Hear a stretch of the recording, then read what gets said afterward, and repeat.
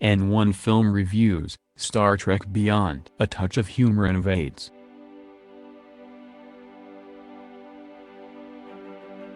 In the previous Star Trek installment, Spock cried. In the latest, Star Trek Beyond, he laughs. And not just a little snicker, either, but a belly-full one. What bold explorations into the farthest reaches of the galaxy hold for Spock no one knows. A sigh? A hiccup?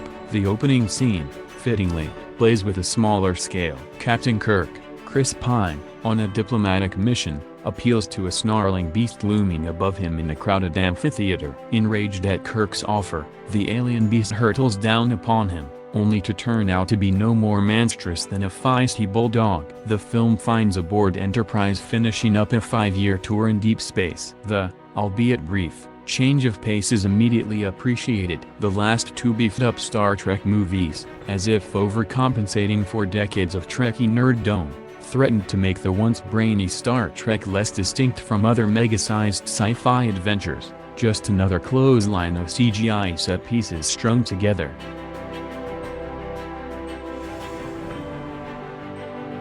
Like its recent predecessors, Star Trek Beyond is mostly an assortment of effects-heavy scenes with bits of talking in between. But unlike the previous film, 2013's bloated Star Trek Into Darkness, not everything is quite so much of a life and death issue. The exhausting de facto pitch of today's summer blockbuster.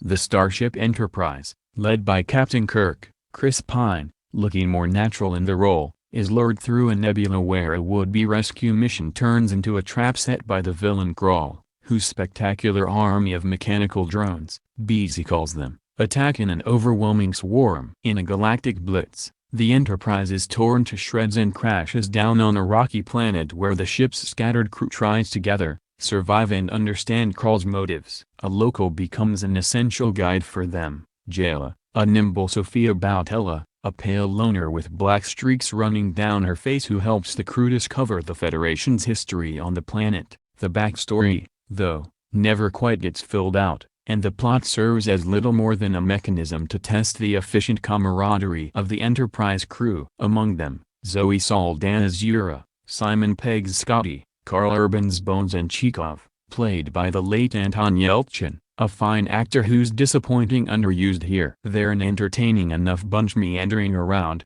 and screenwriters Doug Young and Pegg, who, as the writer of Spaced, knows plenty about the intersection of comedy and science fiction, have injected some humor to the proceedings.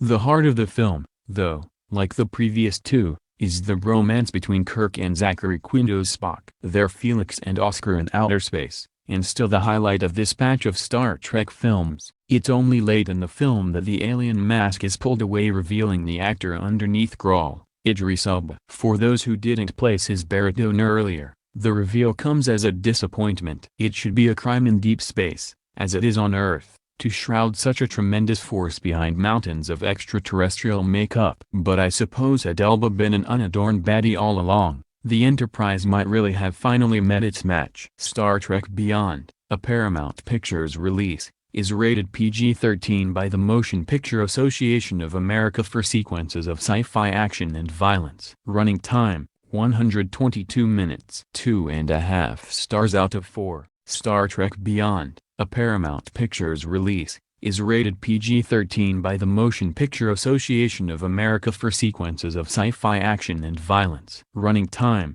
122 minutes. 2.5 stars out of 4.